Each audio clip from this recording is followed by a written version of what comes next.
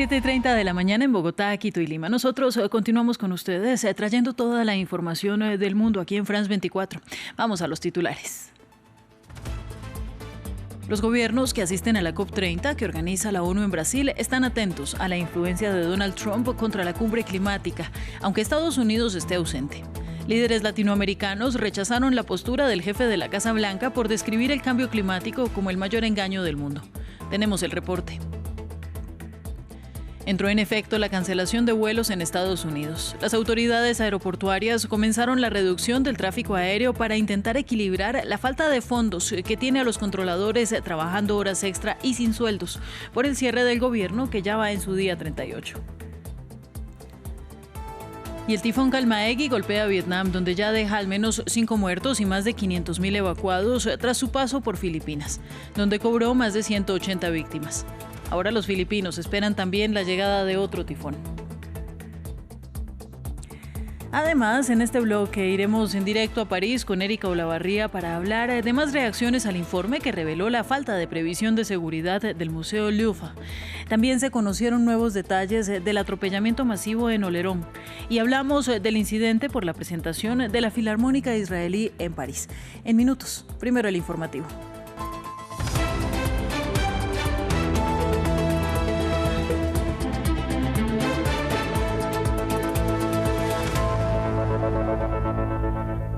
Comenzamos en las noticias de Belém, donde se realiza la cumbre del clima de la ONU COP30.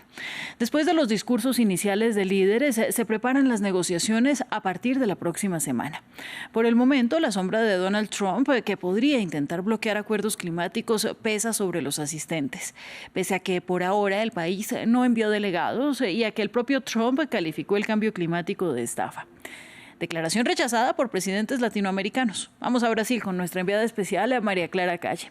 Buen día para ti, María, y hablemos primero de Donald Trump, que no asiste a la cumbre ni enviará de momento negociadores, aunque se reservó ese derecho, y que podría intentar torpedear los acuerdos. En efecto, la ausencia posible de Estados Unidos ronda en los pasillos de las negociaciones de la COP30 aquí en Belém, en Brasil.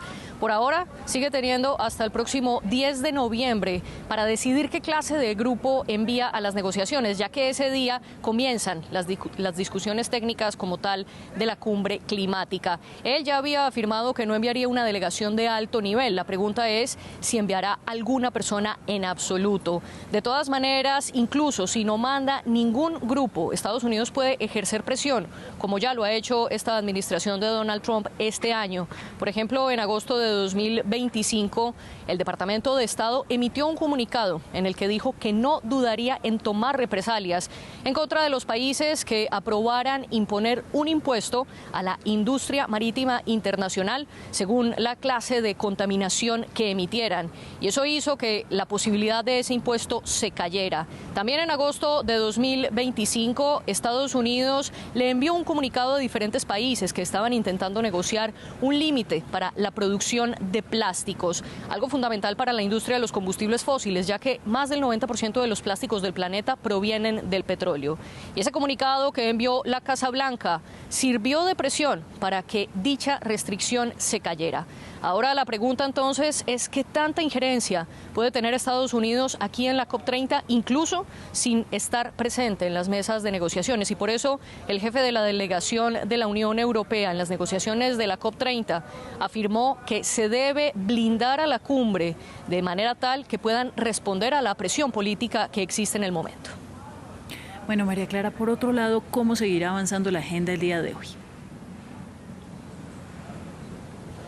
Hoy es el segundo y último día de la cumbre de los líderes de la COP30. El pasado 6 de noviembre vimos los rostros más representativos con la apertura del anfitrión Luis Ignacio Lula da Silva y otros líderes latinoamericanos como el colombiano Gustavo Petro, el chileno Gabriel Boric o la presidenta de Honduras, Xiomara Castro. También estuvieron aquí el presidente interino de Siria, Ahmed al-Sharaa, la presidenta de la Comisión Europea, Ursula von der Leyen, el mandatario francés Emmanuel Macron, el primer ministro Keir Starmer, entre otros. Esto significa que quizás los rostros que veamos en la segunda y última jornada de la cumbre no sean de tan alto nivel como el día de apertura, y quizás los discursos estén más encabezados por jefes de delegación o por ministros de Exteriores o de Medio Ambiente. Lo que sí llama la atención es que durante la cumbre de los líderes se van a realizar en total 3 mesas redondas, donde esos jefes de Estado negocian diferentes temas. Y al final de esta jornada el tema será los 10 años del Acuerdo de París, que se cumplen precisamente en 2025. Y este año tiene una particularidad, y es que se vence el plazo que trazó ese pacto en la capital francesa, de que cada 5 años cada país debía renovar sus compromisos de qué acciones iban a tomar para comprometerse a limitar los gases de efecto invernadero que contaminan el planeta.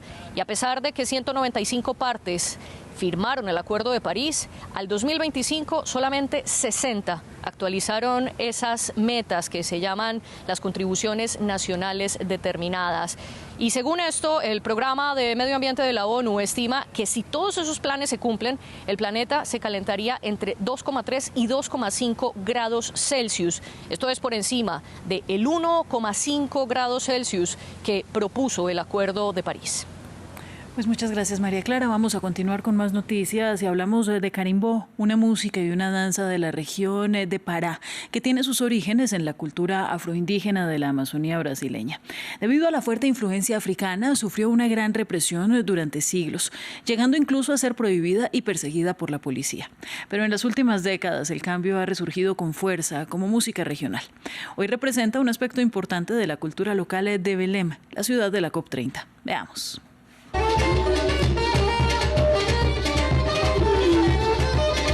Es el ritmo frenético del carimbó, una expresión artística amazónica donde la cultura indígena se mezcla a los ritmos traídos por los esclavos africanos.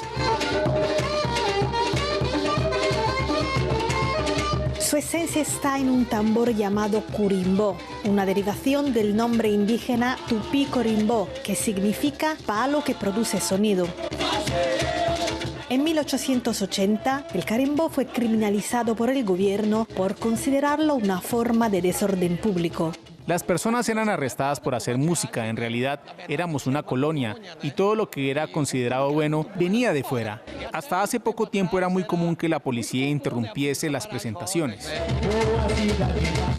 Pero las cosas han cambiado. En los últimos años el carimbó ha ganado fuerza en Belém. En 2014 incluso fue declarado Patrimonio Cultural de Brasil. Es una cosa que sentimos que es ancestral. Yo me siento emocionada al explicarlo, pero es una cosa que vas sintiendo a partir del momento en que llega la percusión. El carimbó no es solo una danza sensual. También fomenta el sentido de pertenencia y la transmisión de la tradición oral al más puro estilo africano. Mi padre contaba esta historia que no paraba de repetir. A quien le preguntase sobre el carimbó, él venía con esta historia y yo fui aprendiendo con él. En 1968, su padre fundó el grupo Os Africanos. El nombre recuerda una masacre de esclavos perpetrada en una isla del Pará. Varias personas, niños y adolescentes, pasaron por aquí para adquirir conocimiento para llevar el carimbó a la calle. En sus clases, Mestre Tomás habla mucho de resistencia, un concepto esencial para la sobrevivencia del carimbó.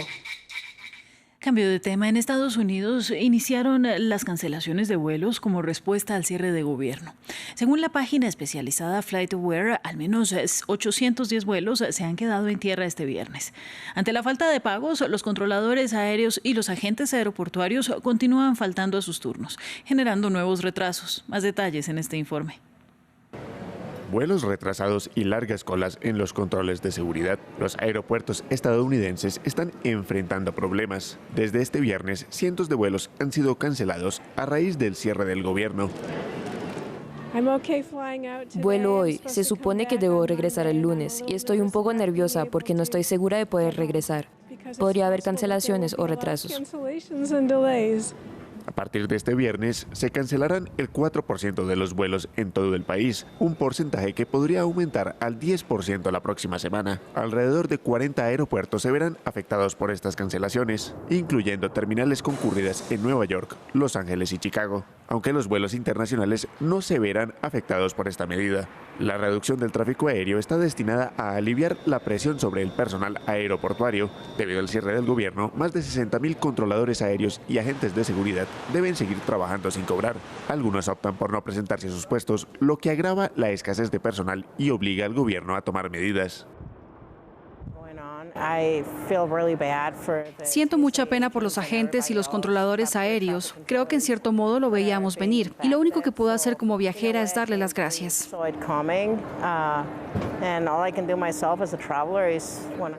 Donald Trump ha asegurado a los ciudadanos que podrían viajar durante el fin de semana largo del 11 de noviembre. Han señalado que buscarán minimizar el impacto en los clientes. Más temas. Tras devastar a Filipinas a principios de esta semana, causando más de 180 muertos, el tifón Kalmaegyi tocó tierra el jueves en el centro de Vietnam. Las autoridades informan ya de al menos 5 muertos y más de 500.000 personas que han tenido que ser evacuadas. Mientras tanto, el gobierno de Filipinas afirma que se está preparando para un nuevo tifón. Veamos. Techos arrancados, árboles desarraigados, cables eléctricos destrozados. El tifón Kalmaegyi golpeó el jueves por la noche el centro de Vietnam con vientos de más de 149 kilómetros por hora. Este hotel de la provincia de Gia Lai no se salvó. Los empleados aún están conmocionados. Lamento mucho lo que le ha pasado al hotel con todos estos vidrios rotos. El viento es tan fuerte que nada puede resistirlo. Nunca habíamos tenido un viento tan fuerte aquí. Es una catástrofe natural. ¿Qué podemos hacer? Fui testigo de un tifón muy violento en el norte de Vietnam en los años 80. Es la segunda vez que veo un fenómeno de este tipo. En total, más de 500.000 personas tuvieron que ser evacuadas y ya se han cerrado las escuelas y 5 aeropuertos. Las autoridades vietnamitas ya han contabilizado varios muertos en las provincias de Quang Dinh Gai, Gia Lai y Dak Lak. Si bien Vietnam suele verse afectado por una decena de tifones al año, Kalmaegyi es ya el 13º que azota el país en 2025, una intensificación que los científicos atribuyen directamente al calentamiento global. Mientras tanto, Filipinas está de nuevo en alerta. Un nuevo tifón llamado Phu Quoc debería tocar tierra el domingo. Una explosión en una mezquita de Yakarta, capital de Indonesia, dejó decenas de heridos durante la oración del viernes. Un joven de 17 años fue identificado como el presunto autor. El jefe de la policía de Yakarta informó que 55 personas fueron hospitalizadas con heridas de diversa gravedad, incluyendo quemaduras causadas por la explosión en el templo, ubicado dentro de un complejo escolar. Y la policía española arrestó a 13 sospechosos de una célula del Tren de Aragua en el país europeo. Los agentes también desmantelaron 2 laboratorios dedicados a elaborar cocaína rosa, conocida como Tusi, principal fuente de ingresos de los criminales. Las detenciones son el resultado de las investigaciones de un grupo de trabajo específico de la policía española, con el apoyo de la Policía Nacional de Colombia y el proyecto Ameripol, el Pacto 2.0 de la Unión Europea.